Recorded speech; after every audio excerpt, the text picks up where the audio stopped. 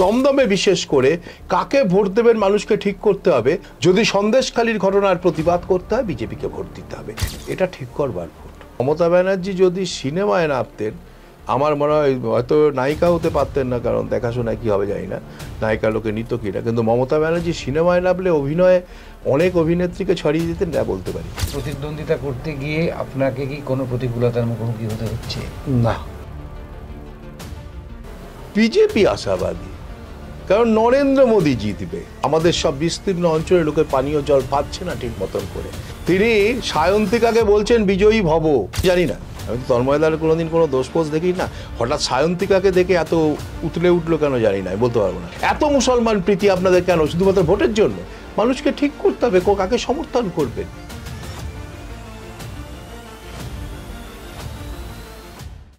নমস্কার, জয় Hind. 7 awake news নেটওয়ার্কে আপনাদের সকলকে স্বাগত। আর এই মুহূর্তে আমি চন্দন, আর আমার সঙ্গে আজকে অতিথি হিসেবে রয়েছেন আমাদের এই নির্বাচনী যে আমাদের বুলেটিন করছি সেখানে দমদম লোকসভা কেন্দ্রের ভারতীয় জনতা পার্টির প্রার্থী শ্রী শিলভদ্র দত্ত। আমি শিলদাকে অবশ্যই কোয়েশ্চেন করব, কিন্তু তার আগে দমদম লোকসভা কেন্দ্রের যে একটা অদ্ভুত ইতিহাস আছে সেই ইতিহাসটা আপনাদের একটু জানানো দরকার। যেটি কিন্তু 1952 সাল থেকে এই লোকসভা কেন্দ্রটি ছিল না। ষষ্ঠ লোকসভা কেন্দ্র নির্বাচন 1977 সাল, সেই সময় থেকে কিন্তু এই দমদম লোকসভা কেন্দ্রটি শুরু হয়, অর্থাৎ দমদম লোকসভা কেন্দ্রটি আলাদা করে চালু হয়। এবং সেই নির্বাচনে কিন্তু একটা ঐতিহাসিক নির্বাচন আপনারা জানেন, 1977 সালে এখানে জনতা পার্টির প্রার্থী অশোক কৃষ্ণ দত্ত জয়লাভ করেছিলেন। যতই এটাকে বামদুর্গ বলা হোক না কেন এই দমদমে কিন্তু মধ্যবর্তী সময় আশুতোষ লাহা 84 নির্বাচনে এবং তার পরবর্তী সময় 98 সাল এবং 99 সাল, এই দুটো বছর কিন্তু ভারতীয় জনতা পার্টির তপন শিকদার এই আসন থেকে, দমদম আসন থেকে জয়লাভ করেছিলেন। এবং তিনি কেন্দ্রীয় মন্ত্রী হিসেবে আজকে যে আপনাদের হাতে হাতে মোবাইল ফোন, তার একটা বন্দোবস্ত করেছিলেন বলতে পারেন। যে মোবাইল ফোনের ব্যবহার, সেটাকে সস্তা করে আনা, সেটাকে মধ্যবিত্ত মানুষের ব্যবহারযোগ্য করে তোলা, এটা কিন্তু আমরা তপন শিকদারের কাছ থেকে পেয়েছিলাম। এবং আরেকটা জিনিস পেয়েছিলাম, সেই সময় থেকেই শুরু হয়েছিল কিন্তু এমপি ল্যাড। সেই এমপি ল্যাডের টাকা পাড়ায় পাড়ায় ছড়িয়ে দেওয়া, ক্লাবে ক্লাবে ছড়িয়ে দেওয়া, হসপিটালে ছড়িয়ে দেওয়া, অ্যাম্বুলেন্স, বিশেষ করে অ্যাম্বুলেন্স, প্রচুর অ্যাম্বুলেন্স এখন আপনারা দেখতে পাবেন রাস্তায় তপন শিকদারের নামে উৎসর্গকৃত। কোনোটাই কিন্তু তপন শিকদারই করে দিয়ে গেছেন, অন্য কেউ করেননি। 2009 তার মধ্যবর্তী সময় 2004 সালে এখানে অমিতাভ নন্দী জিতেছিলেন। তিনিও বেশ কিছু ছাপ এখানে ফেলে গেছেন, যেমন আমাদের দমদম থেকে দক্ষিণেশ্বর পর্যন্ত মেট্রো রেল, বিটি রোডের সম্প্রসারণ ইত্যাদি। এবং 2009 থেকে লাস্ট 2019 পর্যন্ত 15 বছর ধরে এখানে সাংসদ নির্বাচিত হয়ে আসছেন অধ্যাপক সৌগত রায়। এবারও তিনি ক্যান্ডিডেট হয়েছিলেন বলবো কেন, হয়েছেন, এবারও তিনি ক্যান্ডিডেট হয়েছেন। যদিও উনি ইচ্ছা প্রকাশ করেছিলেন যে এবার আর ভোটে দাঁড়াবেন না। যাই হোক, ওনাদের দলীয় পরিস্থিতি, ওনাদের দলীয় সিদ্ধান্তে উনি এবারও ক্যান্ডিডেট। বিজেপি এখানে কিন্তু সবাইকে চমকে দিয়ে প্রার্থী করেছেন শিলভদ্র দত্তকে। নামে ভাড়ে হয়তো অনেকটাই ওজন তার কম, কারণ উল্টো দিকে রয়েছেন সিপিআইএমের সুজন চক্রবর্তী, যার নামে ভাড়ে তিনি অনেকটাই বৃহৎ, দুবারের এমএলএ, একবারের এমপি। সেখানে শিলদা কিন্তু ব্যারাকপুরের এমএলএ হয়েছিলেন, তারপরে সরাসরি লোকসভা নির্বাচনে। শিলদা, আপনাকে আমাদের স্টুডিওতে স্বাগত জানাচ্ছি। আমি দমদমের ইতিহাসটা জাস্ট একটু বললাম। এই দমদম, এই ঐতিহাসিক দমদম, লাল দুর্গ দমদম, কিন্তু আমি আপনাকে দেখালাম যে লাল দুর্গ বলা যাবে না। এখানে বারংবার কংগ্রেস জিতেছে, আপনার বিজেপি এখানে দুবার জয়লাভ করেছে। সেই আসনের প্রতিদ্বন্দ্বিতা করতে গিয়ে আপনাকে কি কোনো প্রতিকূলতার মুখোমুখি হতে হচ্ছে? না, কারণ অন্যান্য বারের আসন যখন ইলেকশন হয়েছে তখন যে রাজনৈতিক প্রেক্ষিত ছিল, আজকে সেই প্রেক্ষিতে ভোট হচ্ছে না। কারণ আজকে ভারতবর্ষের নির্বাচনটা হচ্ছে মোদিজির নেতৃত্বে দুর্নীতির বিরুদ্ধে ভারতবর্ষ যাবে না, ভারতবর্ষ এই তৃণমূল কংগ্রেসের এই যে একটা ইন্ডি জোট, মানে একটা ভোট, সেই ভোটে চোরেদের জোটের দুদিকে যাবে, এটা ঠিক করবার ভোট। এই ভোটে ভোট ঠিক করে দেবে নরেন্দ্র মোদীকে তৃতীয়বারের জন্য ভারতবর্ষের প্রধানমন্ত্রী করে ভারতবর্ষকে এগিয়ে নিয়ে যাওয়ার কথা বলা হবে, নাকি চাকরি বিক্রি করে দিয়ে বড়লোক হওয়ার গল্প করা হবে। এই ভোট নরেন্দ্র মোদীর নেতৃত্বে সারা পৃথিবী জুড়ে ভারতবর্ষের যে সম্মান বাড়ানো, সর্বক্ষেত্রে যে ভারতবর্ষ এগিয়ে চলেছে, ভারতবর্ষের প্রধানমন্ত্রী যেভাবে আবাস যোজনার টাকা পাঠাচ্ছেন তাকে সমর্থন করবেন, না সেই আবাস যোজনার টাকা চুরি করে তৃণমূলের নেতারা বড়লোক হচ্ছেন, অভিষেক ব্যানার্জির বাড়ির ছাদে সুইমিং পুল হচ্ছে, তাকে সমর্থন করবেন। এবারকার নির্বাচন ঠিক করে নিতে হবে। বাংলার মায়েরা 500 টাকা 1000 টাকার এই লক্ষ্মী ভাতা, এটা লক্ষ্মী ভাণ্ডারের যে টাকা, শুধু সেটা পেয়ে শান্তিতে থাকবেন, না এই লক্ষ্মীর ভাণ্ডারের টাকা নেয়ার জন্যই সন্দেশখালির আমার মা ধর্ষিতা হবে সেটাকে মেনে নেবেন? যদি সন্দেশখালির ঘটনার প্রতিবাদ করতে হয়, বিজেপিকে ভোট দিতে হবে। এবারকার নির্বাচনে দমদমে বিশেষ করে কাকে ভোট দেবেন মানুষকে ঠিক করতে হবে। কারণ লক্ষ্মী এবারে ইয়েতে সন্দেশখালির যখন মা বলছেন আমি ধর্ষিতা, তখন দমদমের সাংসদ, বর্তমানের সাংসদ বলছেন কোনো প্রমাণ নেই, উনি বোধহয় ভিডিও চাইছেন ধর্ষণের ওই সিনের। তাকে সমর্থন করবেন, না ধর্ষণকারীদের সমর্থন করবেন, নাকি সেখানকার মায়েরা যে আন্দোলন করছেন, যে বিপ্লব এনে দিয়েছেন, যে বিদ্রোহ করেছেন, তাকে সমর্থন করবেন? এটা মানুষকে ঠিক করতে হবে। দমদমের মানুষকে ঠিক করতে হবে যে দমদমে 15 বছর সাংসদ থাকাকালীন মমতা ব্যানার্জি ব্যারাকপুর অবধি মেট্রো রেলের ভিত্তিপ্রস্তর স্থাপন করেছিলেন, তখন আমি তৃণমূল কংগ্রেসে ছিলাম, এবং ব্যারাকপুরে ব্যারাকপুরের সেই মঞ্চ আমারই তৈরি করা মঞ্চ ছিল তখন তৃণমূল কংগ্রেসের পক্ষে। সেই মঞ্চে দাঁড়িয়ে বাংলার পরবর্তী মুখ্যমন্ত্রী, তখনকার রেলমন্ত্রী, ঘোষণা করেছিলেন প্রত্যেকটা স্টেশনের নাম মহাপুরুষদের নাম নিয়ে। আজ অবধি সেই মেট্রো হলো না, কেন্দ্রের দোষে নয়, কারণ কলকাতা কর্পোরেশন পারমিশন দিল না। দমদমের মানুষ জিজ্ঞেস করবে না যে একবারের জন্য সৌগতরা এটা নিয়ে কথা বলেছেন? না দিল্লিতে, না রাজ্যে, না কর্পোরেশনে। আজকে এই অঞ্চলের বিস্তীর্ণ অঞ্চলের মানুষ বারে বারে শুনেছি পানীয় জল হবে। আজকে আমি পানিহাটির মানুষ, আমাদের সব বিস্তীর্ণ অঞ্চলের লোকে পানীয় জল পাচ্ছে না ঠিক মতন করে। বর্ষার জল জমবেই না, এখানকার বিধায়ক অনেক বড় বড় কথা বলেছিলেন। আজকে জলটা জমা না বাড়ছে, কমছে না। রাস্তা উঁচু করে দিয়ে রাস্তার জল নামিয়েছেন বলে গর্ববোধ করছেন, চওড়া রাস্তা করেছি, আর সেই জমা জলটা লোকের বাড়ির ভেতর ঢুকে যাচ্ছে, তারা জলের তলায় চলে যাচ্ছে। মানুষকে ঠিক করতে হবে কাকে সমর্থন করবেন। এই অপদার্থগুলোকে আজকেই এখানকার সাংসদ বলেছেন প্রচুর লোক সংখ্যা বেড়ে গেছে, পানিহাটি মিউনিসিপ্যালিটির ক্ষমতা নেই এত লোককে সমস্ত কিছু ব্যবস্থা করে দেয়া। এগুলোকে তো কর্পোরেশন করার জন্য আমি চিঠি দিয়েছিলাম মাননীয় মুখ্যমন্ত্রীকে, যে এই অঞ্চলটা কর্পোরেশন করুন, কারণ প্রচুর টাকা দরকার আছে। সেদিন এই লোকগুলো শুধু কতগুলো চোর চেয়ারম্যান করার জন্য এই লোকগুলো সেদিন বাধা দিয়েছিল। এখানে কর্পোরেশন করবে, সব ঠিক করার পরও কর্পোরেশন করা হয়নি, কারণ একগাদা চোর কমে যাবে সংখ্যাটা, তার জন্য করেননি। তা বানিয়াটির মানুষ কি এর জন্য এটা ভেবে দেখবেন না কাকে ভোট দিচ্ছেন? 15 বছর থাকার পরে পানিহাটির মানুষ পানিহাটির উন্নয়ন দেখেনি, রবীন্দ্র ট্যান্ডনের সঙ্গে নাচ দেখেছেন। এর জন্য কি দমদম পানিহাটি, আমি সবটাই বলছি, সবের মানুষ, তারা এলাকার উন্নয়ন দেখেনি, বস্তির উন্নয়ন দেখেনি, পানীয় জলের সরবরাহ নেই। আর পানিহাটির তো একটা বিশেষ সুবিধা হচ্ছে যে এখানে তো আবার চেয়ারম্যান পদে থাকবেন না এমএলএ ছেলে চেয়ারম্যান হবেন, সেই নিয়ে লড়াইয়ে পানিহাটি বন্ধ। একটার পর একটা মিউনিসিপ্যালিটিতে দুর্নীতি। আজকে আপনি বলুন তো, এর আগে জীবনে কোনো সময় দেখা গেছে যে চেয়ারম্যানরা অফিসে বসতে পারছেন না, ইডি আর সিবিআইয়ের অফিসে দৌড়চ্ছে, শুধু চাকরি চুরি করে? আজকে সেই জায়গাটা এখানকার মানুষ ঠিক করবেন না কাদের হাতে ক্ষমতা দিচ্ছেন, কাদের হাতে ক্ষমতা দেবেন। এই চোরেদের সমর্থনকারী সৌগত রায়কে, এই চোরেদের সমর্থনকারী মমতা ব্যানার্জিকে। সৌগত রায় মাস্টারমশাই, শিক্ষক, প্রফেসর, পণ্ডিত মানুষ, তিনি তার ছাত্ররা রাস্তার ধারে বসে রয়েছেন চাকরি না পেয়ে, আর সেখানে চোরেদের সমর্থন করছেন সৌগত রায়, বলছে নাটক হচ্ছে। পানিহাটির মানুষ এগুলোর প্রতিবাদ, দমদমের মানুষ এগুলোর প্রতিবাদ করবে না? আজকে সেই কথাগুলোই তো আমরা বলতে এসেছি যে যদি দুর্নীতিমুক্ত সরকার চাও, যদি দুর্নীতিমুক্ত ভারতবর্ষ চাও, দুর্নীতিমুক্ত বাংলা চাও, তাহলে পরে পদ্মফুল ছাড়া কোনো সিম্বল নেই, মোদিজি ছাড়া কোনো লোক নেই।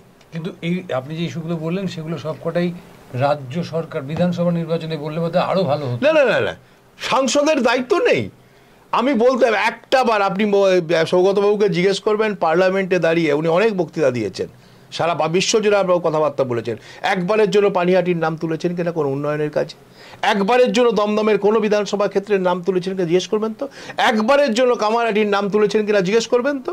উনি মোদিজিকে চোর বলতে ব্যস্ত ছিলেন, অমিত শাহর বিরুদ্ধে বলতে ব্যস্ত ছিলেন, উনি অন্য কাজ করেছেন। একবারের জন্য দমদমের উন্নয়নে একটা কাজ করার কথা বলেছেন? এটা তো প্রতিবাদ। দেখুন, বিধানসভা লোকসভার নির্বাচনের প্রেক্ষিতে আলাদা হয়, এটা ঠিক কথা, কিন্তু মানুষকে প্রতিবাদ করতে হবে। এই চোরেদের বিরুদ্ধে প্রতিবাদ করতে গেলে সামনে অস্ত্রটা হচ্ছে লোকসভার ভোট, সেখানে দিয়েই তো প্রতিবাদ করতে হবে। বাংলার উন্নয়নের জন্য বাংলায় শক্তিশালী বিজেপিকে দরকার, আর শক্তিশালী বিজেপি থাকলে যদি পরবর্তীকালে আমরা বাংলা দখল করতে পারি, বাংলার উন্নয়ন হবে, এই চোরেদের হাতে হবে না। এর জন্যই তো এটা দেখতে হবে। বিধানসভা লোকসভাকে আলাদা করে বিধানসভার ইস্যু লোকসভার ইস্যু নয়, ইস্যুগুলো হচ্ছে দুর্নীতির ইস্যু, দুর্নীতির বিরুদ্ধে লড়াই, অপদার্থতার ইস্যু।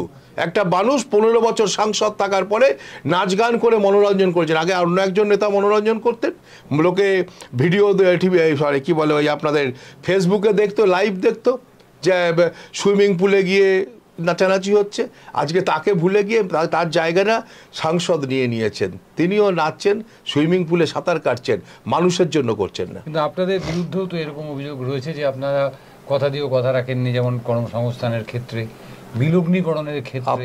আপনি রিসেন্ট এটা দেখবেন তো, প্রতি বছর 12 লক্ষ করে শুধু সরকার মানে চাকরি হচ্ছে, সরকারি নয়, শুধু চাকরি হচ্ছে প্রতি বছর 12 লক্ষ, 5 বছরে 60 লক্ষ।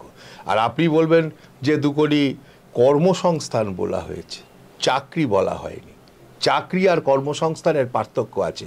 অশিক্ষিতরা চিৎকার করে চাকরি কোথায় হলো, কিন্তু জনধন প্রকল্পের মাধ্যমে তা মায়েদের খাতে দিয়ে, ক্ষমতা দিয়ে, মায়েদের মানে বিভিন্ন প্রকল্পের মধ্যে দিয়ে নিজেদের দাঁড় করানো, মাতৃশক্তিকে দাঁড় করানো, বা ছেলেদের বিনা সুদে, কম সুদে লোন দিয়ে তাদের ব্যবসাকে বাড়ানো, এগুলো সবটাই কর্মসংস্থানের মধ্যে পড়ে। এবং এই কর্মসংস্থানটা কতটা হয়েছে একটু খোঁজ নিয়ে দেখুন তো। কিন্তু WLOর যে রিপোর্ট বলছে, সেই রিপোর্টে অত্যন্ত উদ্বেগের সঙ্গে জানাচ্ছে যে ভারতবর্ষের 85% বেকার, মানে নতুন WLO অমুক এলো সব বলছে। পাকিস্তানের শুনুন, পাকিস্তানের অর্থনৈতিক অবস্থা দেখানো গেছে ভারতবর্ষ থেকে বড় বা ভালো, আর পাকিস্তানের লোক খেতে পাচ্ছে না, বলছে ভারতবর্ষে চলে যাব। ওই সমস্ত একটা চক্রান্ত, বিদেশি চক্রান্ত ভারতবর্ষকে ছোট করার জন্য করে, কিন্তু ওই দেশেরই আবার রাষ্ট্রপ্রধানরা মোদির কাছেই পায়ে পড়ে যে তুমি এসে নেতৃত্ব দাও। ছাড়ুন ওইসব বাইরের ওইসব দেখে লাভ নেই। যে ইয়েতে রিসার্চ ওয়ার্কে পাকিস্তানের অগ্রগতি দেখানো হয়, আর সেখানকার মানুষ খেতে পায় না, সেখানে পেট্রোলের জিনিসপত্রের দর একটা বিশাল মাত্রায় চলে যায়, লোকে কিনতে পারে না, শ্রীলঙ্কার অবস্থা আমাদের থেকে বড়, আমরা না দিলে খেতে পেত না যারা, সেই গল্পগুলো করে না। এগুলো ওই সব ভিডিও নয়। ভারতবর্ষের মানুষ দেখছে যে ভারতবর্ষের যে মানে গরিবী আনাটা কতটা কমেছে, ভারতবর্ষের মানুষ দেখছে গরিবী রেখার থেকে কতটা লোক উপরে উঠেছে, ভারতবর্ষের মানুষ দেখছে যে আজকে 80 কোটি মানুষকে বিনা পয়সা চা খেতে দেয়া হচ্ছে, ভারতবর্ষের মানুষ দেখছে কৃষকদের করোনার সময় থেকে প্রত্যেক বছরে কৃষকদের টাকা দেয়া হচ্ছে, পশ্চিমবাংলার কৃষকরা সবাই পাচ্ছেন না কারণ রাজনীতি হচ্ছে এখানে। ভারতবর্ষের মানুষ দেখছেন করোনার সময় যখন সারা বিশ্ব করোনা বুক থুবড়ে পড়েছে, সেই সময় এই 140 কোটি দেশের মানুষকে করোনা ভ্যাকসিন বিনা পয়সা দেবার পরেও ভারতবর্ষের অর্থনীতিকে বাঁচিয়ে রেখেছেন। এটা দেখুন, বিদেশের অত চামচামো করে লাভ নেই। বিদেশিরা বলছেন আমেরিকায় করোনাতে মানুষ যত মারা গেছেন, আমার জনসংখ্যা অনুযায়ী তত সংখ্যক মানুষ মারা যায়নি, কারণ আমার দেশের বিজ্ঞানীরা তারা করোনার ভ্যাকসিন তৈরি করেছে, আর আমার দেশের সরকার সেটা বিনা পয়সায় প্রত্যেকের বাড়ি পৌঁছে দিয়েছেন। তো এগুলো দেখুন, ওই বাইরের বিয়েতে দেখলাম, বাস্তব ক্ষেত্রে প্রতিদিন প্রতিনিয়ত আমার দেশের সরকার যে কাজ করেছে সেটাকে ভালো করে দেখুন, দেখবেন মানুষের অগ্রগতি কোথায় হয়েছে। কিন্তু আমাদের দেশের তথ্যই বলছে যে পার ক্যাপিটা ইনকাম বা ভোগ ব্যয় যেটাকে বলি আমরা, সেই ভোগ ব্যয় ক্রমশ কমছে। আমার জিডিপিতেই দেখাচ্ছে, জিডিপিতে দেখাচ্ছে যে ভোগ ব্যয় কমছে, সাধারণ মানুষের ভোগ ব্যয় কমছে, এবং কয়েকটি পরিবারের তাদের যে বিপুল পরিমাণে সম্পত্তি সেটা বাড়ছে। এর আগে ছিল না? ধীরুভাই আম্বানির গোষ্ঠীর ব্যবসায় কি নরেন্দ্র মোদীর সময় হয়েছে নাকি? রতন টাটার সৃষ্টি কি নরেন্দ্র মোদীর সময় হয়েছে নাকি? আদানির কাছ থেকে কত কোটি টাকার ব্যবসা কংগ্রেস আমলে হয়েছে, হিসেব দেখেছেন? আজকের এই নাটকগুলো গল্পগুলো চোরেরা করছে। আপনি বলছেন যে কোন ব্যবসায়ীটার আজকে ভারতবর্ষের যে ব্যবসায়ীগুলো বড় বাজাজ মানে মহিন্দ্রা কোম্পানি সমস্ত এগুলো কি বিজেপির আমলে হয়েছে নাকি? হ্যাঁ, বিজেপির আমলে যেটা হয়েছে সেটা হয়েছে যেটা কোনোদিন ভারতবর্ষে তৈরি হতো না, সেমিকন্ডাক্টর তার কারখানা, তার কয়েক হাজার কোটি টাকার ইনভেস্টমেন্ট হয়েছে। সেটা ধীরুভাই মানে মুকেশ আম্বানি বা এদের নয়, অন্য গোষ্ঠী করছে। হ্যাঁ, ভারতবর্ষে যেটা হয়েছে সেটা হচ্ছে ভারতবর্ষের ব্যবসায়ীরা তারা যে অস্ত্র তৈরি করছেন, আজকে প্লেন তৈরি করছেন, যে টাটা প্লেন তৈরি করছে, আজকে হেলিকপ্টার তৈরিতে আদানি নেমে এসছে এবং ওই আপনার ইয়েগুলো তৈরি করছে, ওগুলো কী বলে আপনার ওই যে সামরিক বাহিনী, না সামরিক বাহিনী নয়, এরা যেগুলো আকাশে ওড়ে আর কি আমরা ইয়ে করি, ড্রোন তৈরি করছে, হেলিকপ্টার তৈরি করছে। আজকে ভারতবর্ষের অগ্রগতি এখানে। আজকে ভারতবর্ষের শিল্প উত্তরপ্রদেশে, যে উত্তরপ্রদেশকে পিছিয়ে পড়া দেশ ভাবতাম, গুন্ডা বদমাইশের জায়গা বলতে ভাবতাম, সেই উত্তরপ্রদেশে আজকে কয়েক হাজার কোটি টাকার ইনভেস্ট হচ্ছে সেমিকন্ডাক্টরে। যে আসাম আমাদের থেকে বহুত পিছিয়ে থাকা জায়গা, সেখানে সেমিকন্ডাক্টর কারখানা হচ্ছে, সেখানে টাটা গোষ্ঠী সেখানে একটার পর একটা ক্যান্সার হসপিটাল করছে। আর আপনার রাজ্যে কী হচ্ছে? টাটারা চলে যাওয়ার পর একটা ইন্ডাস্ট্রির নাম করুন তো। প্রতি বছর এখানে ইন্ডাস্ট্রিয়াল ফেয়ার হয়, বড় বড় ব্যবসায়ীরা আসেন, ভালো মন্দ খাওয়া হয়, কেউ তারপরে একটা ইন্ডাস্ট্রি কী বললো না, আম্বানি গোষ্ঠী এখানে প্রচুর টাকা ইনভেস্ট করবে কি না আন্ডারগ্রাউন্ড কেবল দেওয়ার জন্য, কেবল পাঠানোর জন্য। কোনো লোক চাকরি পাবে? কজন পাবি? কী হবে? অরিজিনাল প্রোডাকশন কি হবে বাংলায়? একটার পর একটা কারখানা বন্ধ হয়েছে, সিপিএম আমল থেকে শুরু হয়েছে। পশ্চিমবাংলায় পানিহাটির বুকে বা দমদমের বুকে বা কামারহাটির বুকে আপনি দেখুন তো, বঙ্গোদয়, বঙ্গশ্রী বলে একটা কারখানা করতে থাকলে পরে একটার পর একটা বন্ধ হয়েছে। ডাকব্যাগ বন্ধ হয়েছে, বাসন্তী বন্ধ হয়েছে, একটা কারখানার জমিতে নতুন কারখানা হয়েছে কয়েকটা। আমার কোশ্চেনটা একদম সেই জায়গাতেই ছিল। ধরুন আমি যদি সিপিএম এর আমলটাকে বাদই দিলাম, তারপরেও যদি 11 সালের পর থেকেও আমাদের এখানে লাইন দিয়ে কারখানা বন্ধ হয়েছে, মালত্যার থেকে শুরু করে ইমামি সমস্ত বন্ধ হয়েছে, ডাকব্যাগ, প্রিয়া বিস্কুট, এছাড়া আরও অনেকগুলো কারখানা বন্ধ হয়েছে। জুট মিলগুলোর কথা তো কহতব্য নয়, ওগুলো দালালরা চালায়। আপনার কি পরিকল্পনা রয়েছে? ধরুন মোহিনী মিলের কয়েক একর জমি পড়ে রয়েছে। আমার পরিকল্পনা নয়, একটা ব্যক্তি বিশেষের পরিকল্পনা। আমি একটা জিনিস বলছি, আমি বিজেপির প্রার্থী হিসেবে ছবি এলেও আমাদের দলের প্রার্থীর নাম নরেন্দ্র মোদী। মোদিজির স্বপ্ন ভারতবর্ষকে এগিয়ে নিয়ে যাওয়া, সেই স্বপ্নে পশ্চিম বাংলাতেও স্বপ্ন পূরণ হবে। কারখানার জমি যদি সে কোনো আইনি না থাকে, এখানে নিশ্চয়ই আমরা সবাই মিলে চেষ্টা করব, বিজেপি চেষ্টা করবে এখানে নতুন করে একটা ইন্ডাস্ট্রিয়াল গ্রোথ হোক। আমরা চাইবো বাংলার গ্রোথ হোক। একটা সময়ে সারা দেশ থেকে এখানে শ্রমিক আসতো, আজকে আপনাদের এখানে শতগুলো আছে, এক একটা বস্তিতে সাউথ ইন্ডিয়ান আছে, উড়িয়া মানুষ আছেন, বিহারি আছেন, বা ইউপির মানুষ আছেন, সমস্ত হয়তো 80 বছর, 90 বছর, 100 বছর বা 150 বছর আগে সেই সমস্ত কারখানার শ্রমিক হিসেবে বিহারে এসেছিলেন। আজকে দুর্ভাগ্য, আজকে লজ্জা, সিপিএমের 34 বছর আর এই সরকারের 15 বছরে, এই সরকারের 13-14 বছরে আমরা দেখতে পেলাম আমাদের বাংলার শ্রমিকরা চাকরি করতে নয়, কেরলে সাউথ ইন্ডিয়ায় ধান কাটতে। এটা লজ্জার। আমার রাজ্যের শ্রমিকরা অন্য রাজ্যে গিয়ে কোনো আগে কি হতো? আগে আমরা দেখতাম ঝাড়খণ্ডে, বিহারে, ইউপিতে, মানে সব জায়গাতেই ভালো ডাক্তার বাঙালি, ভালো লয়ার বাঙালি। এখন আর তা নয়। এখন হচ্ছে ভালো ঝাড়ুদার সে বাংলার, ভালো শ্রমিক ইট দিয়ে বাড়ি তৈরি করবে, ধান কাটবে, সবটাই বাংলার শ্রমিক। এই পরিবর্তনটা বাংলায় 34 বছর প্লাস এই 13-14 বছরের এরা মিলে করেছে। এটার পরিবর্তন চাই। একটা দিন ইউপি থেকে এখানে শ্রমিক আসতো, একটা দিন এখানে গুজরাট থেকে শ্রমিক আসতো, সাউথ ইন্ডিয়া থেকে শ্রমিক আসতো, বিহার থেকে শ্রমিক আসতো। আজকে লজ্জার কথা, তারা আসা বন্ধ করে দিচ্ছে, কিন্তু আমাদের যাওয়াটা বেড়ে গেছে। আমরা এটা বলতে পারি, বিজেপি ক্ষমতা এলে, বিজেপি যদি সঠিকভাবে বাংলায় ক্ষমতা পায়, বিজেপি এই যাওয়াটা বন্ধ করবেই করবে। বাংলার শ্রমিক বাংলায় কাজ করবে, বিদেশে গিয়ে ধান কাটতে যাবে না। বাংলার মানুষ বাংলাতেই থাকবে, সেটা আমরা করবই। এটা নরেন্দ্র মোদীর প্রতিজ্ঞা, এটা নরেন্দ্র মোদীর গ্যারেন্টি, এটা আমাদের গ্যারেন্টি। তার মানে কি বলা যায় যে ধরুন মমতা ব্যানার্জি একটা সময় প্রচুর ফুটেজ নিয়েছিলেন আপনাদের কেন্দ্রীয় সরকারি অধিগৃহীত যেসব কারখানা নিয়ে, সেই শ্রমিকদের এটা আপনার দাদা, মমতা ব্যানার্জি যদি সিনেমায় নামতেন, আমার মনে হয় হয়তো নায়িকা হতে পারতেন না, কারণ দেখাশোনায় কী হবে জানি না, নায়িকা লোকে নিত কিনা, কিন্তু মমতা ব্যানার্জি সিনেমায় নামলে অভিনয়ে অনেক অভিনেত্রীকে ছড়িয়ে দিতেন, এটা বলতে পারি। ওনার চোখের জল পড়ে যখন, মানে যখন নিজের লোকেদের কিছু হয়, উনি অনেক কিছু করেছেন, অনেক কিছু কারখানা হবে, এ হবে, নাটক করেছেন প্রতি বছর, কিন্তু লোকে নাটকটা বুঝে গেছে।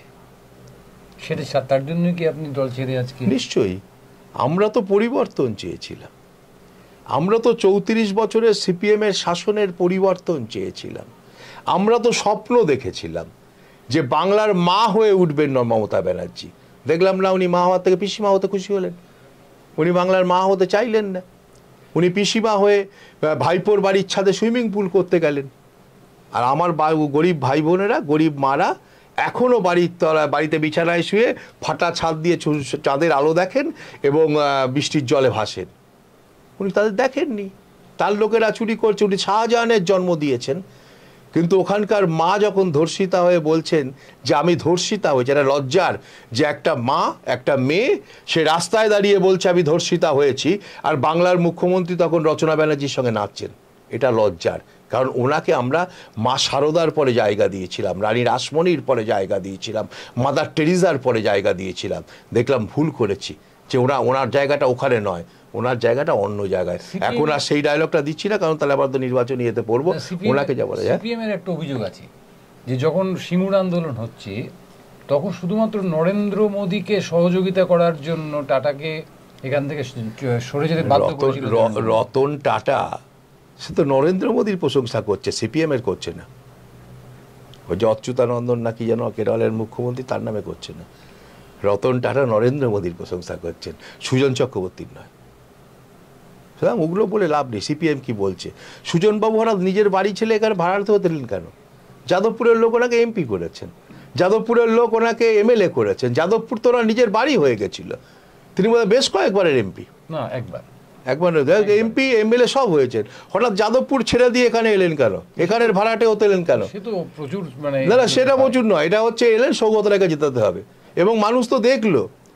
কারণ বরানগরে দাঁড়িয়েছেন তন্ময় ভট্টাচার্য, অতি বিপ্লবী বীর কমিউনিস্ট। তিনি সায়ন্তিকাকে বলছেন বিজয়ী ভব। বিরোধী দলের নেত্রী, যারা দুর্নীতিগ্রস্ত দল বলে যাকে বলেন, ওনারা যাকে বলেন চোরেদের দল, সেই দলের প্রার্থীকে বলছেন বিজয়ী ভব।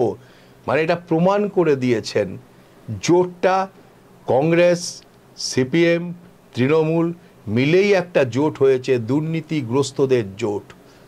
সুজনবাবু দুর্নীতির বিরুদ্ধে বলেন, আর কেরলের মুখ্যমন্ত্রী চোর বলে ওখানকার কংগ্রেস নেতারা বলেন।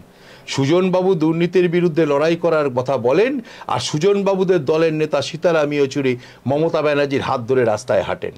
সুতরাং সুজনবাবুরা যে এখানে সৌগত রায়দের জেতাতে এসেছেন, এটা এখানকার মানুষ বুঝেছে, এবং সিপিএমের সত্যিকারের ভালো কর্মীরাও বুঝেছে, যারা সত্যিকারের তৃণমূলের দুর্নীতির বিরুদ্ধে লড়তে চায়, তৃণমূলের সত্যিকারের অন্যায়ের বিরুদ্ধে লড়তে চায়, যারা তৃণমূল হটাও বিশ্বাস করেছে, তারা সুজনবাবুকে ভোট দেবেন না। তারাও জানে বিজেপিকেই ভোট দিতে হবে এবং বিজেপি জিতবে। আপনি তো তৃণমূলের পালসটা খুব ভালো জানেন, তৃণমূলের পালসটা আপনার কাছে অনেকের থেকে বেশি জানা, তো কোথাও কি মনে হয় যে তৃণমূলেও একটা চোরাস্ত্র? না হবে তো বটেই, হওয়া তো অস্বাভাবিক নয়। তৃণমূলের যে ছেলেগুলো ভালো, সব তো চোর নয়, সব তো দুর্নীতিগ্রস্ত নয়, সব তো খারাপ ছেলে নয়। প্রচুর ভালো ছেলে মেয়ে মমতা ব্যানার্জিকে দেখে তৃণমূল করার একটা স্বপ্ন নিয়ে তৃণমূল করছে। তারা মেনে নিতে পারছে যে তাদের বাড়ির মা খেতে পাচ্ছে না, আর তাদের মন্ত্রীর প্রেমিকার বাড়িতে 81 কোটি, তাদের বাড়ির মা বোন খেতে পাচ্ছে না, জামা কাপড় কিনতে পারছে না, আর তাদের খাদ্যমন্ত্রী খাদ্য চুরি করে দিয়ে বউয়ের নামে, মানে একদম নির্ভেজাল গৃহবধূ, তার 6 কোটি সম্পত্তি, কয়েকশো কোটি, কয়েক হাজার কোটি টাকা বাংলাদেশে মাল পাচার মাল পাচার, এগুলো দেখতে পাচ্ছে। তাদের মনে কষ্ট হচ্ছে না? তাদের মনেও তো কষ্ট হচ্ছে। এই দুর্নীতির বিরুদ্ধেই তো আমরা লড়তে চেয়েছিলাম, সিপিএমের দুর্নীতির বিরুদ্ধে লড়তে চেয়েছিলাম, কাকে নিয়ে এলাম? তাই তারাও পরিবর্তন চাইছে। কিন্তু এত দুর্নীতির কথা বলছেন, 2021-এর আগেই তো আমরা এই অনেকগুলো দুর্নীতির কথা জেনে ফেলেছিলাম, সারদা নারদা ইত্যাদি। প্রভাব তো পড়লো না ভোটে। কোথায় প্রভাব পড়লো না? কেন পড়লো না? দেখুন, বিজেপি ছিল 3, সেখান থেকে 77। কোনো রাজ্যে কোনো দেশে এ জিনিস হয়নি 0 থেকে একবারে 100-তে আসা। এখানে বলা হয়েছিল বিজেপি কর্মীদের উৎসাহিত করার জন্য আমাদের নেতারা বলেছিলেন আপনাদের মতন সাংবাদিকরা তারা বড্ড বেশি করে 200 বলেছে, 200 হয়নি কেন? মমতা ব্যানার্জি একবারে পেরেছিলেন অত বিপ্লব করে পশ্চিমবাংলায় পরিবর্তন আনতে? 2006-এর পরে 2006-এ 35টা সেবার তো ভি দেখিয়ে দিয়েছিলেন, জিতেছিলেন। তো হইলেই স্বাভাবিক, একবারে জেতা যায় না, এটাই অঙ্ক, এটাই রাজনীতি। কিন্তু কিছু আপনাদের মতন কিছু সাংবাদিক আছেন যারা বিজেপিকে ছোট করার জন্য এই তো 200 বলেছিল 77 হয়েছে, বিজেপির কিছু নেই। বিজেপি 3 থেকে 77, ভারতবর্ষের কোনো রাজনৈতিক দল এটা পারেনি। যেমন বিজেপি 2 থেকে 303, তেমনি 3 থেকে এখানে 77 বিজেপি। এর পরের বার বিজেপি ক্ষমতায় আসবে, এটাই ঠিক হবে। কিন্তু আপনাদের বিরুদ্ধে আরও একটা অভিযোগ আছে, সেটা হচ্ছে যে আপনারা প্রচুর টাকা নগদে নাকি আপনারা ভোট কিনেন। একটা প্রমাণ করে দিন না, যে বলেছে তাকে বলবেন একটা প্রমাণ করে দিন টাকা দিয়ে ভোট কেনা হয়েছে, একটা প্রমাণ করে দিন। সিবিআই, পুলিশ, আইবি সব তো মমতা ব্যানার্জির হাতে, একটা ধরে দিক না, একটা বলে দিক না যে একটা জায়গাতে টাকা দিয়ে ভোট কেনা হয়েছে। মমতা ব্যানার্জি টাকা দিয়ে ভোট কেনেন, কারণ ভোটের আগে 500টা 1000 টাকা করেন। ভোটের আগে লক্ষ্মীর ভান্ডার দেবো বলে 500 বলেন, টাকা দিয়ে উনি ভোট কেনেন। শুভেন্দুও বলেছে যদি আমরা কংগ্রেস পাওয়ারে এলে, আমরা মানে তৃণমূল কংগ্রেস নয়, আমরা যদি বিজেপি ক্ষমতায় আসে কংগ্রেস, এটা আমরা বলেছি যে কংগ্রেস কোনোদিন করেনি। কংগ্রেস যেখানে দুর্নীতির সঙ্গে যুক্ত আছে, তৃণমূল কংগ্রেস 1000 টাকা দিয়ে মানুষকে ছোট করছে।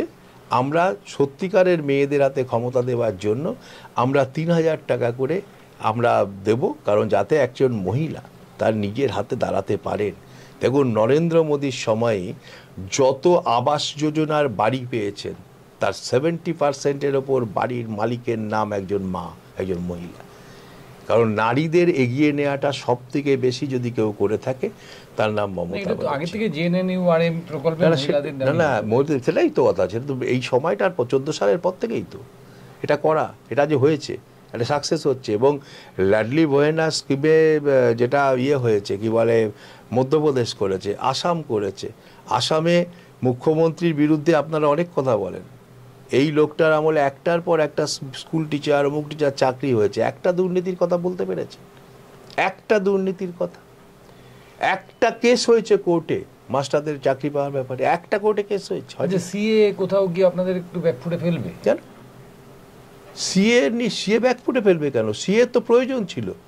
আপনি বলুন তো, আলোরানী সরকার তৃণমূলের ক্যান্ডিডেট হয়েছিল 21 সালে, তার আগে একবার বিজেপিরও ক্যান্ডিডেট হয়েছিল। আলোরানী সরকারের আধার কার্ড ছিল, আলোরানী সরকারের ভোটার কার্ড ছিল, আলোরানী সরকারের রেশন কার্ড ছিল, আলোরানী সরকার বিধানসভায় ক্যান্ডিডেট হয়েছে। তাহলে আলোরানী সরকারের নাগরিকত্ব কেন, মানে এটা নাগরিক নন, এটা প্রমাণ হলো কেন হাইকোর্টে, সিঙ্গল এবং ডিভিশন বেঞ্চে? মমতা ব্যানার্জি বলছেন এবং আপনারা কিছু পণ্ডিত মানুষ বলছেন সিএর দরকার নেই, এমনি তো নাগরিক, আমাদের আধার আছে, ভোটার আছে, কার্ড আছে, আমাদের রেশন কার্ড আছে, আমরা ভোট দিই, আমরাই তো নাগরিক। তাহলে আলোরানী সরকারের নাগরিকত্বটা কেন হলো না? তাহলে ভোট দেয় কারা, এটাই তো প্রশ্ন। কথা হচ্ছে আলোরানী সরকারের, কারণ আপনি আধার কার্ডটা খুলে দেখুন, তাতে নাগরিকত্ব লেখা নেই। আপনি ভোটার কার্ডটা খুলে দেখুন, তাতে নাগরিকত্ব লেখা নেই। ভোটে যদি জেতেন তাহলে ভোটারদের জিতবো তো, সবটাই হবে, কিন্তু নাগরিকত্ব, আমার নাগরিকত্ব আছে কারণ আমি এখানে জন্মেছি, আপনার নাগরিকত্ব আছে, এদের নাগরিকত্ব যেখানে জন্মেছে। কিন্তু নাগরিকত্ব সেই মানুষগুলোর দরকার যারা অন্য দেশ থেকে রিফিউজি হয়ে এসছেন এখানে, সেই মানুষগুলোর নাগরিকত্বের দরকার। যারা ভারতবর্ষে জন্মগ্রহণ করেছেন তাদের তো নাগরিকত্ব জন্মসূত্রে হচ্ছে, কিন্তু যে মানুষগুলো অন্য দেশ থেকে এসেছেন, যাদের এখনো শুনতে হচ্ছে আমরা রিফিউজি, এবং আপনি যদি, আপনাকে আমি দেখিয়ে দিতে পারি, প্রকাশ কারাত চিফ মিনিস্টারকে চিঠি লিখেছেন 2012 সালে বোধহয়, যে এদের নাগরিকত্ব দেওয়ার ব্যবস্থা করা উচিত, একটা আইন করা উচিত। আমি কাগজ দেখে দিতে পারি, উল্লেখ ছিল না যে মুসলিম শব্দটা। একটা বলতে দিন, আমাকে বলতে দিন, মাঝখানে বলবেন না। বলছি যে মনমোহন সিং তখনকার ডেপুটি প্রাইম মিনিস্টার লালকৃষ্ণ আদবানিকে রিকোয়েস্ট করছেন নাগরিকত্ব দেবার। আর মুসলিম সম্বন্ধে এত আপনাদের গিয়ে কেন? মুসলমান কান্ট্রিতে মুসলমানরা অত্যাচারিত হবে কেন? পাকিস্তান মুসলমান কান্ট্রি, আফগানিস্তান মুসলমান কান্ট্রি, বাংলাদেশ মুসলমান কান্ট্রি, এত মুসলমান প্রীতি আপনাদের কেন? শুধুমাত্র ভোটের জন্য? কেন মুসলমান কান্ট্রিতে মুসলমানরা অত্যাচারিত? কারণ তো সংখ্যালঘু সম্প্রদায়ের মানুষই হবে, তাই তাদের জায়গা দেওয়া হয়েছে। এটা তো ডাস্টবিন নয়, সারা দেশ পৃথিবী থেকে সব চলে আসবে। কিন্তু তা সত্ত্বেও বলছি, মুসলমানও যদি মনে করে পাকিস্তানে আমি অত্যাচারিত হচ্ছি আমার ধর্মের লোকের কাছে, সেও নাগরিকত্ব চেলে ভারতবর্ষের নাগরিকত্ব পায়, তার প্রমাণ হচ্ছে আদনান স্বামী, তার প্রমাণও হচ্ছে আদনান স্বামী। সুতরাং এটা তো রাজনৈতিক একটা, আপনারাই বলেছিলেন একটা সময় যে এদের দেখা উচিত, এবং প্রকাশ পারাত, তারপরে মনমোহন সিং, তারও আগে পণ্ডিতজির মন্ত্রিসভাতেও ঠিক হয়েছিল ওপার বাংলা থেকে বা পাকিস্তান থেকে যে রিফিউজিরা এসছে তাদের সত্যিকারের জায়গাতে নাগরিকত্ব দিতে হবে। দেননি কেন? ভোটের খেলা খেলেছেন শুধু। কারণ এই ভোটের সময় মমতা ব্যানার্জি নাগরিকত্বের জন্য পার্লামেন্টে দাঁড়িয়ে গায়ের খুলে, চাদরটা খুলে ছুঁড়ে ফেলে দিয়েছিলেন, তিনি হঠাৎ বিপ্লবী হয়ে উঠলেন। কারণ সিএর বিরুদ্ধে শুধু মুসলমান ভোট পেতে হবে, শুধুমাত্র মাইনরিটি সম্প্রদায়ের ভোট পেতে হবে, পুরো ভোটটা পেতে হবে, তার জন্য হিন্দুরা শেষ হয়ে যাক। কেন? আমি গর্বিত হয়ে বলি আমি হিন্দু, আর হিন্দু ধর্মের কোনো মানুষ যদি বাইরে অত্যাচারিত হয়, সে যদি আমাদের কাছে আসে, আমরা তাকে জায়গা দেব। এটা আমাদের কালচার, এটা আমাদের সংস্কৃতি। কিন্তু তেমনিভাবে শুধু হিন্দু তো নয়, শিখ, খ্রিস্টান, বৌদ্ধ সব আছে। হ্যাঁ, মুসলিম কান্ট্রিতে মুসলিম অত্যাচারিত হবে কেন? কান্ট্রিটাই তো মুসলমান কান্ট্রি। তোমার ধর্মের মানুষ তোমাকে অত্যাচার করবে কেন? সংখ্যালঘু সম্প্রদায়ের উপর অত্যাচার হচ্ছে, তার জন্য তাদের জায়গা দেওয়া হবে। আর কোনো মুসলমান যদি বলেন যে না আমি অত্যাচারিত হচ্ছি, আমার ধর্মের মানুষ করছে, সে আলাদা করে নাগরিকত্ব চাক না, দেয়া হয় তো নাগরিকত্ব। বললাম আদনান স্বামী তো উদাহরণ, এরকম অনেক উদাহরণ দিতে পারি, কিন্তু অত সময় নিয়ে আমি দিলাম একটা উদাহরণ। এবার আপনার সম্পর্কে অভিযোগ আছে। বলুন। আপনার সম্পর্কে প্রথম অভিযোগ যে আপনি মাধ্যমিক ফেল একজন ক্যান্ডিডেট। এখন মুশকিল হচ্ছে কি জানেন তো, অসীম দাশগুপ্ত মাধ্যমিক, না আমি তা বলছি না, আমি অসীম দাশগুপ্ত মাধ্যমিক ফেল বলছি না। আমি হচ্ছে মুশকিল হচ্ছে সৌগত রায়ের বলা উচিত ছিল আমি এই কাজ করেছি, আমাকে আরও কাজ করতে দাও। সৌগত রায় বুঝেছেন, আজকেও যেটা বলেছেন যে আমার থেকে বড় অপদার্থ নেই, তাই বলতে পারবো না। আর আমি তো কোনো ক্যান্ডিডেটই নয়, এটা সৌগত রায় বলেছেন। আপনারাও বলতে চাইছেন দুর্বল ক্যান্ডিডেট, ওরা হেভি ওয়েট, আমার ওজন কম, এটা আপনারাও বলছেন। তাহলে এই লো ওয়েটের এই লোকটাকে ভয় পেয়ে এত পার্সোনাল এটা করতে হচ্ছে কেন? আর সৌগতবাবুকে বলবেন বেশি বই পড়তে হবে না, 12 ফেল করেও আইপিএস হওয়া যায়, এখন মহারাষ্ট্রের আইজি হয়েছেন। আর 12 ফেল সিনেমা বলে একটা সিনেমা বেরিয়েছে, যেটা ওনাকে নিয়েই হয়েছে। নিজের ইচ্ছা, নিজের সততা, নিজের শক্তি থাকলে 12 ফেল করেও আইপিএস হওয়া যায়, আর মাধ্যমিক ফেল করা ছেলেটাই সৌগতবাবুকে ফেল করাবে। আরেকটা অভিযোগ হচ্ছে যে আপনি তো সাংঘাতিক অসুস্থ হয়ে পড়েছিলেন, সেই সময় দল আপনাকে সুস্থ করে তুলেছে। 1 নয়া পয়সা দেয়নি। 27 লক্ষ টাকা 1 নয়া পয়সা দাঁড়ান বলছি, 1 নয়া পয়সা দল দেয়নি, 1 নয়া পয়সা মমতা ব্যানার্জি দেয়নি, 1 নয়া পয়সা অভিষেক ব্যানার্জি দেয়নি, 1 নয়া পয়সা সৌগত রায়রা দেয়নি। হ্যাঁ, আমার অনেক সহকর্মী টাকা দিয়েছিলেন, আমাকে বাঁচিয়েছিলেন অনেক আমাদের কিছু লোক তৃণমূলে এখনও আছেন, স্বাভাবিক, এটা আমি নাম বলে দিতে পারি। কিন্তু আমি টাকা পেয়েছিলাম, 27 লক্ষ পাইনি, আমি বোধহয় 20 না 19 না 22 লক্ষ টাকা পেয়েছিলাম সরকার, আমি এমএলএ হিসেবে পেয়েছিলাম। সেটা আমার অপারেশনের 9 মাস পরে, না পেলেও আমি বেঁচে গেছিলাম, ঠিক আছে। তবু আমি বলছি, হয়তো সৌগতবাবু বলবেন বা আপনারা বলবেন এমএলএ, এক সেকেন্ড আমার বলতে দিন। না আপনারা বলবেন এমএলএটা তো তৃণমূলের টিকিটেই হয়েছিলেন, খুব ঠিক কথা। হ্যাঁ, আমি ভিখিরি, আমার টাকা নেই, আমি চুরি করতে পারিনি, আমি ভিখিরি, আমি ভিক্ষে চেয়ে বেঁচেছি। সৌগতবাবুর মতন 2 লক্ষ টাকা ঘুষ নিয়ে হিউজ মানি বলে আমি চিৎকার করিনি। আমি সৌগতবাবুর মতন দুর্নীতিগ্রস্ত লোক নই। সৌগতবাবুকে আমি চ্যালেঞ্জ জানিয়ে যাচ্ছি, তৃণমূলের কেউ যদি আমার বিরুদ্ধে 1 নয়া পয়সার দুর্নীতি প্রমাণ করতে পারে, আমি নির্বাচনেই দাঁড়াবো না, আমি আপনাদের মাধ্যমে বলে গেলাম। সৌগত রায়ের দুর্নীতি নিয়ে, সৌগত রায়ের দুর্নীতিকে সমর্থন করা, 2 লক্ষ টাকা পর্যন্ত না চেনা লোককে টাকা নেওয়ার পর বলছেন আপনি কে, কোথা থেকে দিচ্ছেন? টাকা দেখলে যার লালা পড়ে সে অন্য লোককে বলে আমি তো ভিখিরি দাদা, আমি ভিখিরি, আমি ভিক্ষে চেয়েছি, আমি গরিব মানুষ, চুরি করে করতে পারিনি, টাকা চেয়ে বেঁচেছি, আমি চোর নই। সৌগতবাবুরা চোর, সৌগতবাবুরা দুর্নীতিগ্রস্ত। সৌগতবাবু এই কারণেই, তিনি নিজে চুরি করুক আর না করুক, তিনি চোরেদের সমর্থন করছেন, দুর্নীতিগ্রস্তদের সমর্থন করছেন সৌগতবাবুদের। আর যদি ক্ষমতা থাকে, তৃণমূলের যদি ক্ষমতা থাকতো, আমাকে কোনো কেস দিয়ে অ্যারেস্ট করাতো পারেনি, কারণ তৃণমূলও জানে। আর সৌগতবাবুর এই কথায় আমার ধারণা তৃণমূল কংগ্রেসও সমর্থন করে না, তৃণমূল কংগ্রেসও সমর্থন করে না সৌগতবাবুর এটাই। কারণ সৌগত, দেখুন একটা মুশকিল হচ্ছে, আমি না কিছু বলতে চাই না তো বড়দের সম্বন্ধে, এটা বাজে কথা বলি না, কারণ আমি কখনো বাজে কথা বলি না। সৌগতবাবু বেশি ওই খুলতে বারণ করবেন, সৌগতবাবুর সমস্ত কিছু খুলে গেলে পরনের ধুতিটাও খুলে যাবে। সৌগতবাবু যা যা বাংলার মানুষ জানেন, আমি জোর গলায় বলতে পারি 3টে জিনিস। একটা, আমাকে চোর প্রমাণিত করতে পারবে না, আর কেউ প্রমাণ করে দিতে পারবে না কল্যাণীতে একটা সংসার, বিরাটিতে 2টো সংসার, দক্ষিণ কলকাতায় একটা সংসার বলে যেখানে যেখানে যাবো সব খুঁটি পোতার মতন একটা করে সংসার করে আসা আমাকে কেউ প্রমাণ করতে পারবে না। আমাকে কোনো চারিত্রিক দিক দিয়ে কেউ প্রমাণ করতে পারবেন না। হ্যাঁ, আমি আবার স্বীকার করছি, আমি গরিব, আমি ভিখিরি, আমি মানুষের কাছে চেয়ে খাচ্ছি, আমি চোর নই, আর আমি কাউকে ঠকাই না, এটুকু বলে। আর সবশেষে একদম শেষে দমদমের ভোটারদের কাছে আপনার কি আবেদন থাকবে? চোর হটান, দমদম বাঁচান, অপদার্থতা হটান, দমদম বাঁচান। আর এই সিপিএম নামক দলটি যাকে দাঁড় করিয়েছেন তাকে ভোট দিয়ে সৌগতবাবুর মতন অপদার্থ দুর্নীতিগ্রস্ত মানুষকে আর জেতাবেন না। ভোটটা হারাতে গেলে, সৌগতবাবুকে হারাতে গেলে বিজেপিকেই দিতে পারে। একটা হচ্ছে নরেন্দ্র মোদীর নেতৃত্বে ভারতবর্ষ এগিয়ে যাচ্ছে, উন্নয়নের দিকে যাচ্ছে। দমদমের যে সব গেছে, দমদমের মানে এই অঞ্চলের একটার পর একটা কারখানা গেছে, যেসব নিয়ে নাটক হয়েছে, ফিতে কাটা হয়েছে, চালু হয়নি, কিন্তু এই সবগুলো দিয়ে দমদমের মানুষের স্বার্থে দমদমের মানুষকে বিজেপিকে ভোট দেওয়া উচিত। আর সবথেকে বড় আরেকটা ব্যাপার হচ্ছে দমদমে এই বেআইনি বাড়ি তৈরি করা, তাতে জল, পানীয় জল দিতে পারছে না মিউনিসিপ্যালিটি। জল প্রকল্পের টাকা কোথায় যাচ্ছে কেউ জানে না, জল বাড়িতে আসছে না, আবর্জনায় ঢেকে গেছে সমস্ত বিস্তীর্ণ অঞ্চল। সৌগতবাবু সেখানে বলেছিলেন আবর্জনা দূর করে দেব, কিন্তু সব থেকে বড় আবর্জনা হয়ে সৌগতবাবুই বসে আছেন।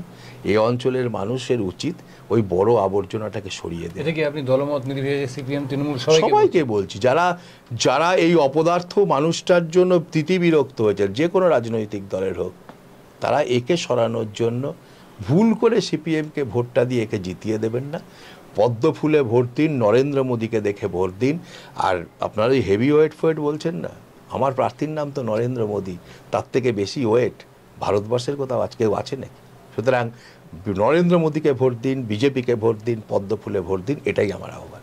আর সবশেষে বলবো যে আপনার একসঙ্গে 2টো দায়িত্ব পড়েছে, সেটা যে বরানগরের উপনির্বাচনটাও পড়েছে।